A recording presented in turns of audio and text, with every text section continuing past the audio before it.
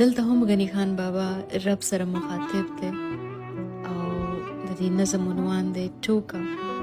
وایي چې ما به شمه شمه کوله، ما به شمه شمه کوله، تا کړه جوړ رانه پتنګ.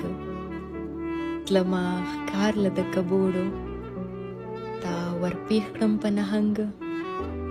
ما د کس ته وی ملنګ یم، ما د کس ته وی ملنګ یم، تا رښتیا کړمه ملنګ. ما پېښې کړې د تورزنو، ما پېښې کړې د تورزنو، تا مې کور له راوړه جنګ. زه خو غږ کولی نشم، زه خو غږ کولی نشم، په ګیلو ته خفه کېږې. خو حقه دا ده لویه خدایه، ته په ټوکو نه پوهېږې.